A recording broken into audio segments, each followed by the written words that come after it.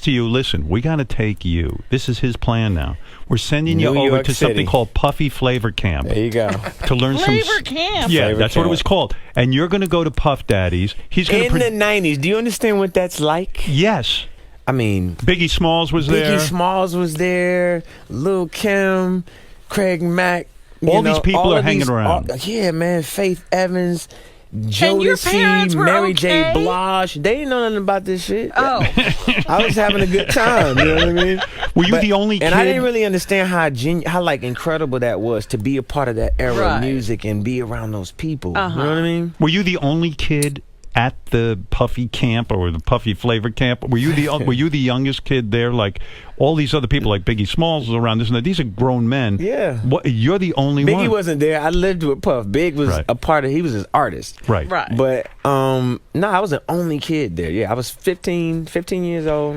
To you, listen. 15 years old. And when you see sexuality going down, all these hot chicks and all this stuff, so in a way, it's intimidating, right? You're too young for that. They weren't there for me. Right. And you understood that. Howard, they were not my chicks. But I did recognize that, one day this could be my lifestyle. Isn't that bad, though? Because in a way, you're a young kid. You're focused on music. Screw the lifestyle at that point. Well, I didn't know that it was a lifestyle, by the way, at the time. I just thought this is really Couldn't have cool. corrupted you, though? This is what it means to be an adult? Is that what you think? I mean, it could have This really is what made it means you... to be a star. Like, this is what your lifestyle looks like. I mean... And by the way, I never quite experienced anything like that. It's like you going from place to place. I mean, we were flying all over the place. It wasn't just New York City. We'd go to Los Angeles. We go to Miami. It's crazy. Did It was Puffy crazy have any lifestyle. rules? Like, because you were 14 years old, did Puffy chastise you at any point? Like, hey, you got to go to bed or something? I mean, or was it just like you were like Yeah, a one of little them. man on your own? I was like 10 years old. And when you see sexuality going down, all these hot chicks and all this stuff, so in a way, it's intimidating, right? You're too young for that. They weren't there for me. Right. Your own. I was like the little brother. They called me Baby Boo. And I was the little brother. Everybody looked out for me. And I think that to some extent it was to his benefit to keep me around because I was help. It's kind of like a rob Peter to pay Paul type thing when you build an artist. But he wasn't disciplinary. No, he was letting me be a young man. You know what I mean? And are you going to school during this time? Yeah, I had a tutor. You had a tutor. You're living at Puffy's. You're living the dream. He's your mentor. He's going to produce your first album. He did. Yeah. Yeah. And he's going to mentor you and show you the life. Can you stay up till 4 on your own? I was like the little brother. They called me Baby. Can you stay up till 4 in the morning with them and party? I mean, I could. I actually stayed up longer than them. And do you have money? What's going on? I mean, I had like per diem. Yeah. I had like What like a a living. life. To the bitter end, and still would have rode with him. Puffy never came to see me in prison, not one time. He didn't write me a letter. He didn't say, here's a number for Kim to call. Not one time. After all the history that we had, not one time. Spend some time away. But just the fact that he didn't even try to, you know what I mean, like reach out or, make sure that I was good or just see my face. Spend some time alone.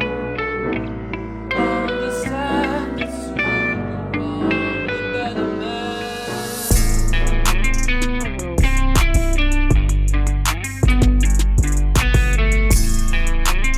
Abuse between those two physically, but Kim got tired of it and she wasn't taking him. It seems like he got a lot of regret when it comes to Kim Porter now.